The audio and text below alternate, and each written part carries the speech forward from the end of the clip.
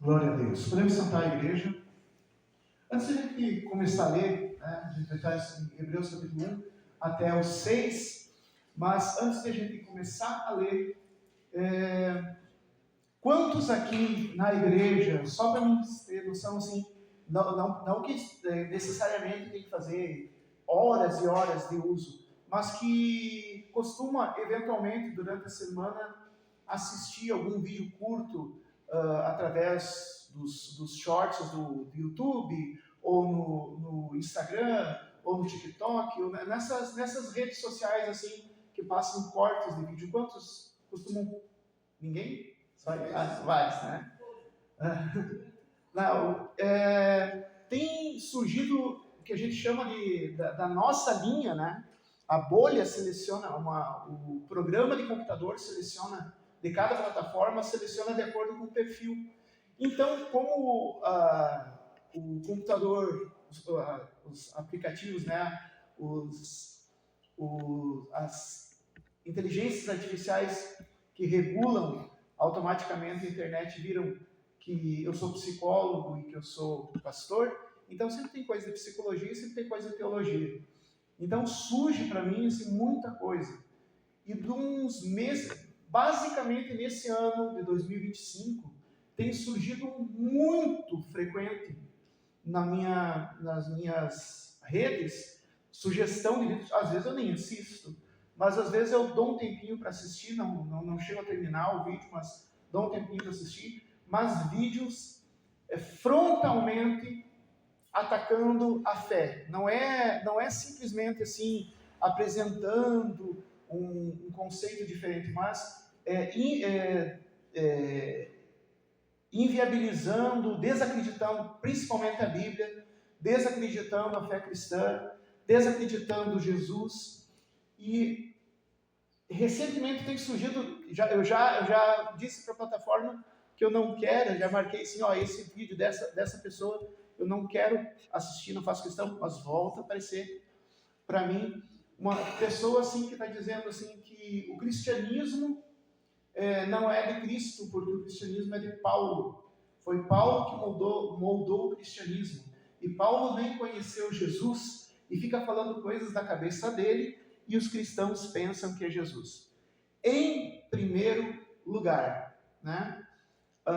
Quem definiu o Novo Testamento não foi um grupo, não existia ainda igreja como instituição, como instituído de poder e tal, no sentido de poder social, de poder político, era apenas um grupo religioso e eles que compartilhavam um número de escritos. E existia muito mais do que esses escritores do Novo Testamento que a gente conhece, né? Paulo, Lucas, Marcos, João, Mateus, Pedro, Tiago, Judas, né? Que são escritores do Novo Testamento. Existiam muitos outros escritos circulando, só que esses escritos que estão ali, esses 27 escritos que estão ali, era de concordância das igrejas apostólicas, ou seja, dos próprios apóstolos. Os próprios apóstolos usavam esses textos para edificar as suas igrejas. Então, assim, tinha muita coisa sendo produzida, coisas que continuam sendo descobertas até hoje, tipo o Evangelho de Maria Madalena, o Evangelho de Barnabé e assim por diante, mas no primeiro século não se usava isso. Não se dava muito crédito para esses escritos. Se dava crédito para esses 27, 30 escritos que vieram mais tarde a serem confirmados pela reunião, né, dos concílios da época, né? Então, em primeiro lugar, o Paulo não foi definido pela igreja institucionalizada da Idade Média, como diz aquela pessoa, né? Primeiro, não foi. Segunda coisa que essa pessoa fala errado é que Paulo não conheceu Jesus. Não. Os discípulos todos e a igreja primitiva aceitaram o testemunho de Paulo de que ele realmente teve um encontro com Jesus. Eu preciso que vocês entendam isso. os discípulos e a igreja da época aceitou o testemunho de Paulo, que ele teve encontro com Jesus ressuscitado. Porque Pedro também tinha tido, João tinha tido, Mateus, Marcos, Lucas não, né? Lucas também não, esse Lucas não teve encontro com Jesus ressuscitado, mas ouviu os relatos. E tantos outros, cerca de 500 pessoas. E a igreja da época aceitava o testemunho que Paulo também tinha recebido uma visita de Jesus ressuscitado. Mas ainda que Paulo ainda que seja certo que o que Paulo falou foi tutorado, mentorado, foi aceito pela igreja primitiva, ainda do que Paulo falou tem a ver com o fato dele ter sido encontrado por Jesus depois que Jesus ressuscitou, apareceu para Paulo, ainda assim, os escritos de Paulo seriam errados e não poderiam estar na Bíblia se tivesse uma condição: se qualquer coisa do que Paulo falasse contradissesse o que Jesus ensinou. E a verdade é que se tu pega o que Paulo fala, Paulo nada mais faz do que explicar o que Jesus ensinou. Paulo não tem doutrina própria nenhuma. E uma das poucas vezes que Paulo vai dar opinião, ele vai dizer, essa é a minha opinião. Porque ele vai falar, assim falo eu, depois, assim fala o Senhor. Né? Então, o que eu quero dizer para vocês que existe uma luta real em desacreditar a palavra de Deus. E a palavra de Deus é a nossa única referência material que permanece. A outra coisa que falam, né, questão que a palavra de Deus foi feita 400 correções. Eu não sei de onde tiraram esse número, mas não existe correção da palavra de Deus. A mensagem continua. Aliás, esse foi a grande descoberta, a grande alegria, a grande surpresa, quando na década de 50 descobriram os escritos do Mar Morto, porque se acreditava que a Bíblia devesse ter sofrido alterações na questão de quase 2000 anos de existência da Bíblia. E daí quando eles encontram documentos com 2000 anos enterrados, que não tinham sido descobertos, e comparam o texto atual, o texto de 1950, com os textos do Mar Morto, eles percebem que é o mesmo texto. Ou seja, não houve alterações. Amém? Amém. E para não ter dúvida, eu vou pegar um texto, porque assim, essa pessoa estava falando assim, Jesus dizia que a gente é salvo não sei como, mas Paulo dizia que a gente é salvo pela fé. Não, Jesus sempre disse que a salvação vem pela fé. Se credes em mim, farão as obras que eu faço ainda maior. Se credes em mim, terão vida eterna. Quem tem um filho, se creres em mim e as minhas palavras permanecerem em vós, pediu que você... Jesus sempre falou de fé. Sempre falou de fé. E é por causa disso que Paulo vai falar de fé. Paulo não vai falar de fé porque ele pensou, olha que legal viver pela fé. Não, Paulo vai falar de fé porque Jesus sempre falou da fé. E aqui eu vou pegar um texto que algumas pessoas, não é definido, que não é assinado, né? A carta de Hebreus não é assinada. Então algumas pessoas vão dizer que a carta foi escrita por Paulo, outras pessoas vão dizer que foi escrito por Apolo, que era um dos apóstolos de segunda geração, da segunda geração de apóstolos. Tinha o apóstolo Paulo, Apolo, tinha o apóstolo...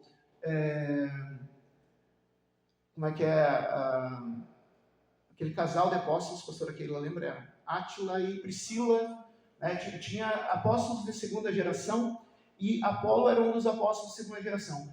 Não está assinado, e não importa estar assinado, importa se o conteúdo está de acordo com a palavra ou não, e está. Né? Então, Carta aos Hebreus, capítulo 11, um texto que não se sabe exatamente se foi Paulo, se foi Apolo, ou se foi outro apóstolo de segunda geração que tenha escrito, mas que fala a mesma coisa que Jesus falava sobre fé, que fala a mesma coisa que Paulo vai falar sobre fé, que fala a mesma coisa que João vai falar sobre fé, que fala a mesma coisa que Mateus, Marcos vai falar sobre fé, vai falar a mesma coisa que Tiago, irmão de Jesus, fala sobre fé, vai falar da mesma coisa que Judas, irmão de Jesus, vai dizer que é necessário não só viver a fé, mas lutar pela fé. E essa carta aos Hebreus, essa carta à igreja de Jerusalém, quando se fala carta aos Hebreus, está dizendo, a igreja já tinha se espalhado pelo mundo, mas os apóstolos da época, a liderança teológica da época, reúne os escritos e envia praticamente um livro de doutrina, um livro de discipulado, lá para onde tudo começou, para a igreja de Jerusalém. Amém? Olha que coisa linda! Olha que coisa linda!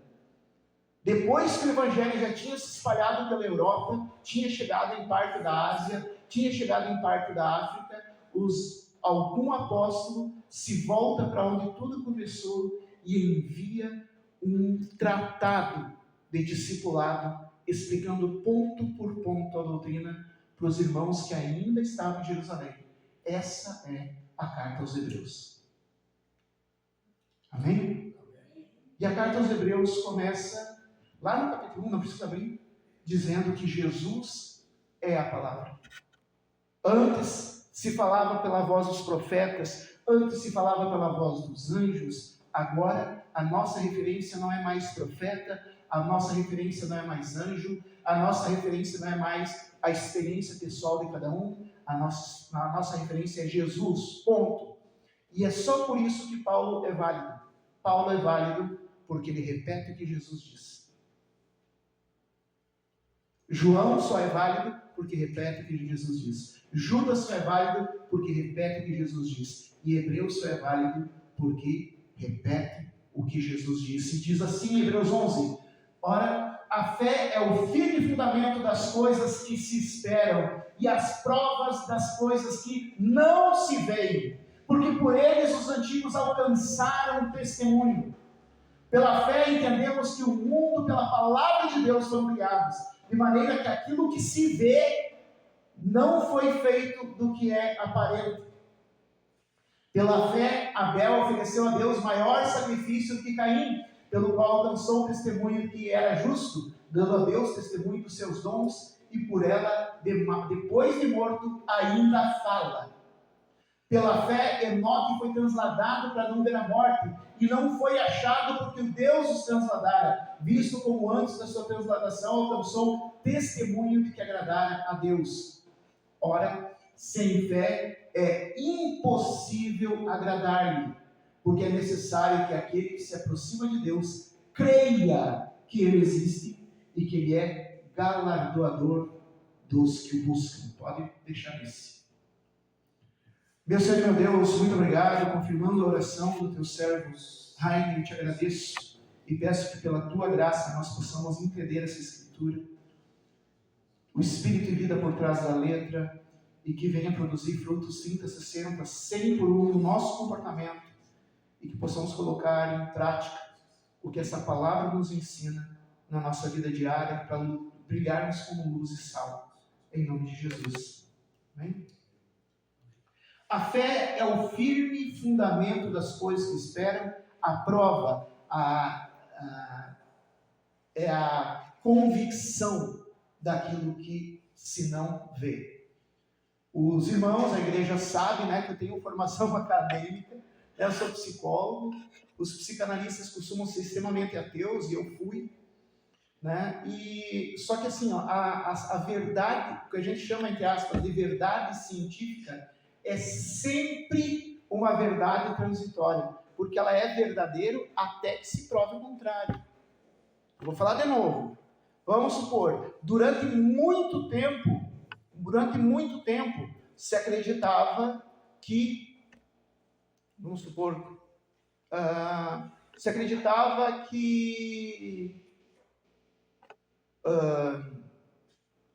a doença era um espírito, né? Depois se acreditava que a doença era um cheiro. Então, o que se fazia quando tinha uma doença? Se colocava coisas perfume, sachês de perfume no rosto, e esse sachê de perfume protegia da doença. Na verdade, não, é só uma barreira contra os vírus infectar. E hoje se sabe, porque tem microscópio, porque não tinha microscópio na época, hoje se tu pegar uma gotícula de saliva contaminada, tu vai ver que tem coisas se mexendo, e essas coisas que se mexem produzem doença. Mas, há 500 anos atrás, era um espírito.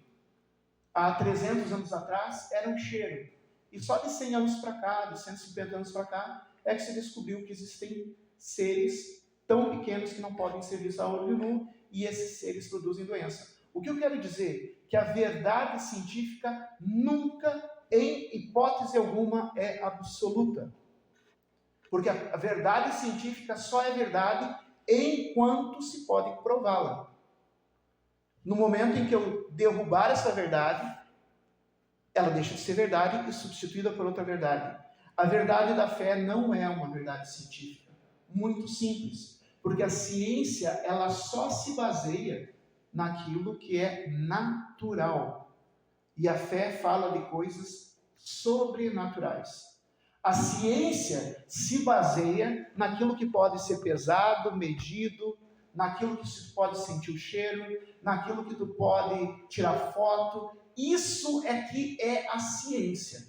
A ciência, ela é limitada pela materialidade. Precisa ter uma realidade material. E essa realidade material nunca é permanente. Nunca é permanente. Por exemplo, existiam leis da física que depois que começaram a observar grandes estrelas e pequenas moléculas, perceberam que as leis mudam. As leis da física não são permanentes, porque mudam conforme o ambiente que está.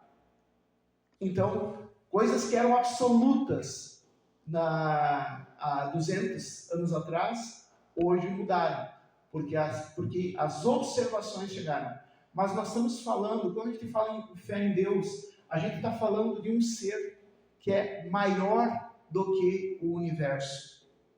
Se uma estrela maior que o Sol já se comporta diferente do Sol, se uma galáxia maior que a Via Láctea já se comporta diferente da Via Láctea, como a gente vai falar de alguém que é maior que o universo inteiro? O apóstolo Paulo vai lembrar um poema, quando ele encontra os gregos, ele vai lembrar de um poema que vai dizer: é nele que nós nos movemos, ou seja, nós estamos nos movendo dentro de Deus. Deus está em todo lugar.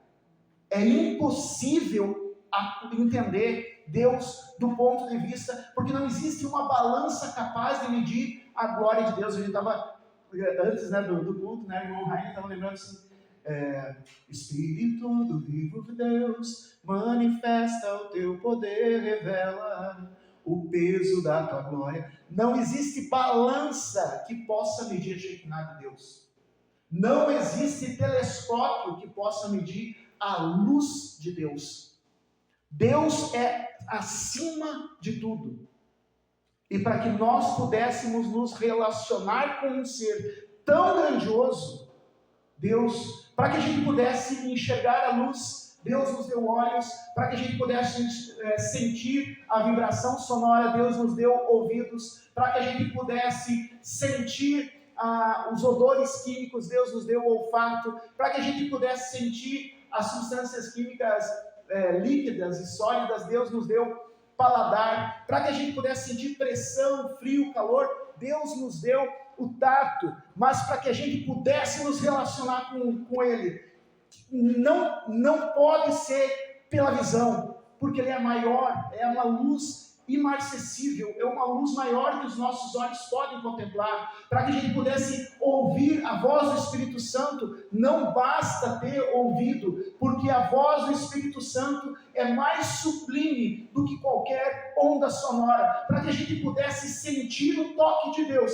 não adianta o tato, porque o toque de Deus é sobrenatural. Para que a gente pudesse sentir o aroma, o perfume de Cristo, não adianta o nariz. Nós precisamos de algo maior que esses 5 sentidos. E Deus nos deu. a fé.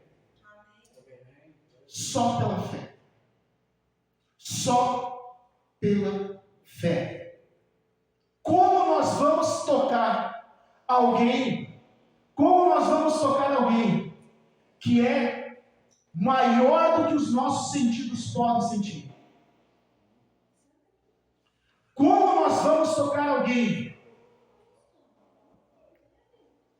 Bem-vindo, irmão. Deus abençoe. Glória a Deus pela tua vida. Pode sentar, fica à vontade. E por isso a palavra de Deus vai dizer que é pela fé. Sem fé é impossível nos relacionarmos com Deus. E a fé não vem do nada. A fé foi dado por Deus. Da mesma maneira que Deus nos deu os olhos para que a gente veja a luz, deu ouvidos para que a gente ouça som, deu nariz para que a gente sinta cheiro, deu pele para que a gente sinta o tato. Deus nos deu a fé para que a gente pudesse sentir que Ele existe. E aqui em Hebreus vai estar dizendo que tudo que a gente fizer, o ritual religioso que a gente fizer, o bem que a gente fizer, se não for movido pela fé, e ele dá esse exemplo, né? Ele vai dizer o exemplo de Caim e Abel. Ambos fizeram uma oferta, ambos tiveram uma atitude religiosa, ambos fizeram algo que Deus estava, que estava escrito, deve servir a Deus, deve fazer uma oferta a Deus. Ambos, Caim foi lá e ofereceu sua oferta a Deus, Abel foi lá e ofereceu sua oferta a Deus. Mas Abel ofereceu com fé. Quem está dizendo isso? Danielson? Não, a carta. Abel ofereceu por fé. Caim ofereceu por qualquer outro motivo. Ofereceu porque alguém tinha mandado, ofereceu porque talvez viu seu pai Adão fazendo oferta, ofereceu porque toda a família estava fazendo oferta, só ele que ia ficar de fora. Eu não sei qual foi a motivação de Caim, mas não foi a fé. Deus aceitou Abel. Deus aceitou Abel porque Abel ofertou por fé. A fé é o firme fundamento das coisas que se não vêm, mas se esperam. Eu não tenho como saber que Deus vai me curar. Eu não tenho nenhum... vou fazer um exame médico, esse exame médico vai dizer 100% de chance que Deus vai te curar. Eu não tenho isso.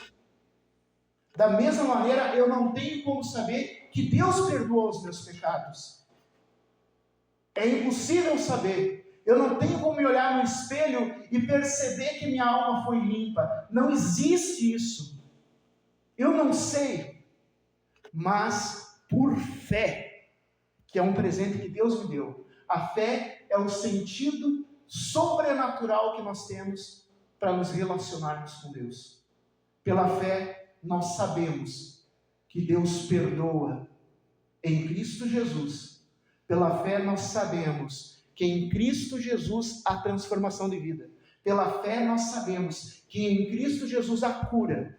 Pela fé, nós sabemos que em Cristo Jesus há vida nova. E pela fé, nós sabemos que em Cristo Jesus há vida eterna. Mas ninguém voltou para dizer exatamente, porque é uma obra de fé. Sem fé é impossível agradar a Deus. Por fé, a gente sai da nossa casa, deixa o nosso conforto, caminha, pega um carro e vem até, e não sabe se aqui a igreja vai estar cheia ou se a igreja vai estar vazia, se a pregação vai estar boa ou se a pregação vai estar fraca, se o louvor vai estar afinado ou se o louvor vai estar desafinado, se o meu amigo vai estar ou se o meu amigo não vai estar, mas eu vou porque eu sei que Jesus disse que onde estiver reunidos, Ele vai estar, então eu vou para ter um encontro com Jesus. Com Jesus, pela fé. Pela fé. Sem fé é impossível agradar a Deus. Porque aquele que se aproxima de Deus, se tu veio até aqui essa noite, tu fez um passo de aproximação com Deus. Mas Deus não está em todo lugar? Tá. Mas tu sair do teu ambiente costumeiro para estar num ambiente consagrado ao Senhor, é um passo de aproximação, entendeu? Deus está na tua casa? Tá. Deus está na rua? Também tá. Mas tu sair do conforto da tua casa e chegar até aqui, é dar um passo de fé, de aproximação do Senhor.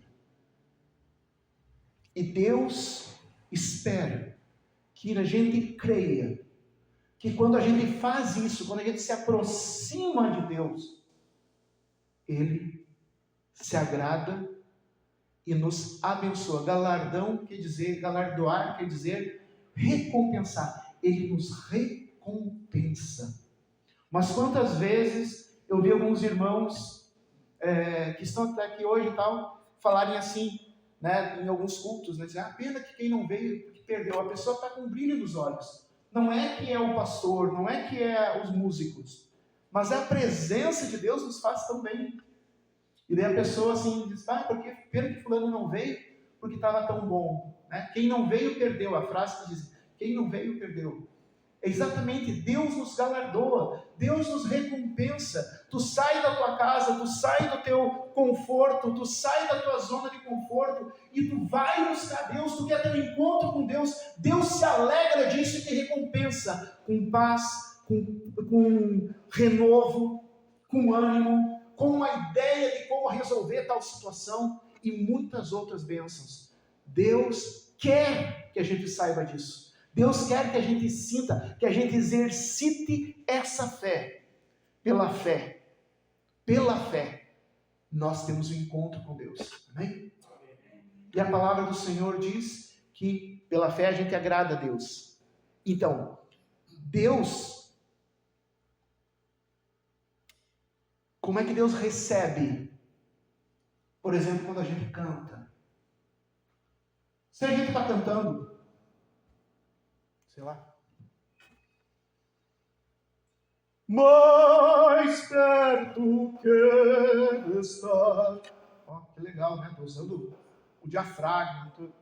Mas se eu não tiver fé, isso não faz diferença nenhuma. Não é a beleza, não é a estética. Eu posso cantar muito bem, eu posso tocar muito bem, mas se eu não estou fazendo aquilo na certeza de que eu estou fazendo uma homenagem para Deus, isso não tem valor. Mas no momento que eu canto do meu jeito, do jeito que eu posso, do jeito que o meu melhor, fazendo o meu melhor, cada um tem o seu melhor, né? Mas fazendo o meu melhor para Deus, oferecendo isso para Deus, pensando, Senhor, ouve, eu estou cantando para Ti. Isso agrada a Ele. Mais do que chamar um cantor de ópera para cantar, mais do que chamar um maestro para tocar, cantar pela fé. Se eu saio de casa pela fé, sabendo que mesmo que eu não veja fogo caindo, tem gente que diz assim, o Espírito Santo está aqui hoje, por quê? Porque eu senti um arrepio. Tu precisou sentir? Não é fé. Quer dizer que não sente arrepio? Sente, mas não é o arrepio que diz que Deus está aqui. O que diz que Deus está aqui é porque Ele falou que está. Eu creio, com arrepio ou sem arrepio, com língua de fogo ou sem língua de fogo. Se o chão se acende, eu estou falando de coisas que eu já vi, a pastora Keila já viu comigo. Fogo caindo do céu, chão se acender. No caso a pastora não viu, mas eu vi morto a ressuscitar. Tem coisas assim, mas não é isso que diz que Deus está aqui. O que diz que Deus está aqui é a palavra dele. Ele prometeu e ele é fiel para cumprir. Ele disse, se 2 ou 3 se reunirem em meu nome, ali eu estou. Quantos estão aqui por causa de Jesus? Pode dar um amém? Amém. Ele está aqui porque tem 2 ou 3 que estão aqui. Ele está aqui. E onde Jesus está, existe transformação de vida. Onde Jesus está, existe cura. Onde Jesus está, existe paz. Onde Jesus está, o reino de Deus se estabelece. Nós podemos tomar posse disso, não por causa de um pastor ou por causa de uma denominação, mas porque a palavra assim diz. E isso agrada a Deus. Quando tu, lá no teu lar, sem ninguém ver, tu começa a conversar com alguém invisível. Já pensou a maluquice disso? O irmão já pensou a maluquice disso? Tu tá lá sozinho no teu quarto, celular desligado, tu não tá nenhuma chamada nem nada, e tu começa a conversar com alguém invisível. Tu não tá vendo ninguém, tu não tá ouvindo ninguém, e tá conversando com alguém invisível. Deus, isso é fé. Tu não tá vendo, mas tu crê. Tu não tá ouvindo, mas tu crê. Daqui nesse lugar também, Deus pode acender esse chão? Pode, Ele pode. Deus pode fazer fogo cair do céu? Pode. Pode. Mas não é isso que eu quero ver. Eu quero saber pela palavra que Ele está aqui. Amém? Amém. Meu irmão, quer agradar a Deus? Minha irmã, quer agradar a Deus? Exercite a tua fé. Ah, eu não estou vendo, sei lá o quê, eu não estou vendo. Vamos falar da igreja Batista Manancial, não estou vendo a igreja crescer. Mas eu sei que Jesus está aí, eu vou continuar vindo. Entendeu? Ah, mas eu não estou vendo Jesus me curar. Mas Ele falou que eu vou curar, então eu vou continuar vindo. Muitas vezes a gente fica anos e anos, eu sou um, que já tive doença crônica, né? Anos e anos e anos indo no médico, e a gente continua indo porque a gente tem esperança que o médico vai curar. Mas daí a gente pede uma cura para Jesus, Jesus não nos cura na primeira semana, eu vou sair para a igreja porque isso não adianta. Não, gente. Pela fé. Aqui não falou, mas eu poderia pegar como exemplo Zacarias, que orou por... Zacarias não. Joaquim, não? Como é que é o pai do João Batista? É Zacarias? Zacarias ficou 40, 50 anos orando a Deus pedindo por um filho. E quando o anjo aparece, o anjo diz para Zacarias: ouvi a tua oração. Continue. Continue. Pela fé, a gente pode transformar nossa vida.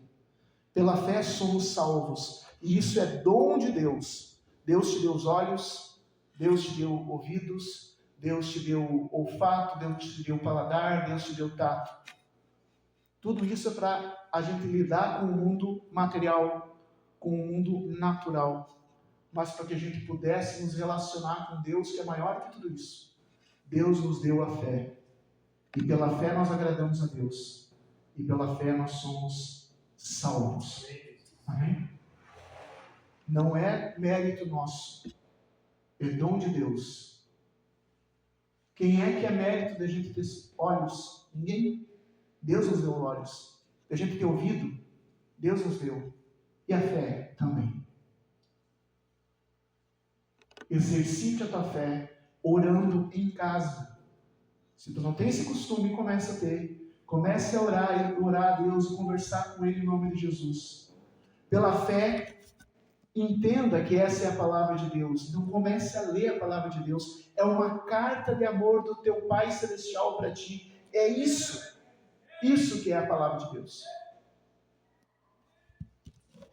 É a palavra de Deus para a minha vida. A igreja é o lugar onde a gente se encontra com o Senhor e com os irmãos de fé. E Ele está no nosso meio, mesmo que tu não veja. Amém? Fazendo isso, tu vai estar alegrando o coração de Deus. E mais, ao buscar o Senhor, Ele vai te galardoar. Ele vai te recompensar. Com paz, com alegria, com clareza, com direção. E à medida que a gente caminha com Jesus, à medida que o Espírito Santo faz parte da nossa vida, gente, algumas coisas que falam em algumas igrejas, não importa quais, pessoas falam a respeito do Espírito Santo, beira a blasfêmia, como se o Espírito Santo fosse uma coisa só para te saltitar, pular e gritar. O Espírito Santo não é uma coisa. O Espírito Santo é Deus Todo-Poderoso habitando dentro de nós. E uma pessoa que rodopia e cai no chão e fala língua estranha, e depois que levanta dessa porta para fora, continua a mesma bagaceice de sempre, não está tendo encontro com o Espírito Santo. Porque o apóstolo Paulo vai dizer que o encontro com o Espírito Santo vai gerar em nós fruto do Espírito, um caráter transformado. E esse é um galardão de Deus. Porque sem um caráter transformado, ninguém chegará ao reino dos céus. Então, mudar o nosso caráter, nos tornar parecido com Jesus, nos aproxima do galardão final, que é o reino dos céus. Por isso, busque a presença do Espírito Santo lá na sua casa, na oração, na leitura da Bíblia, mas venha até aqui, porque Jesus deixou a igreja para isso. Jesus deixou a igreja como um presente, para que nós nos edificássemos mutuamente. E pela fé, nós vamos começar a enxergar aquilo que o telescópio James Webb não consegue. Pela fé, a gente pode transformar nossas vidas. Pela fé, a gente pode ir além do natural, ser galardoado por Deus, ser transformado por Deus e alcançar a salvação. Amém? Vamos ficar de pé.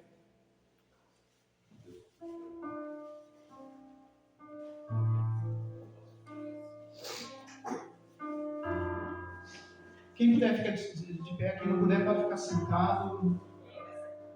Pode ficar sentado, mas deixe Deus falar no teu coração. Pela fé, nós alcançamos o impossível. Pela fé, nós nos transformamos. Pela fé, nós alcançamos a presença de Deus. Senhor, meu Deus, toca-nos. Mais do que o nosso tato pode sentir. Eu não estou pedindo arrepio, Senhor, meu Deus. Eu estou pedindo, Senhor, toque na nossa alma, desperta-nos do que o mundo tem feito. Restaura, Senhor, meu Deus, a nossa comunhão contigo, pela fé, Senhor. Pela fé.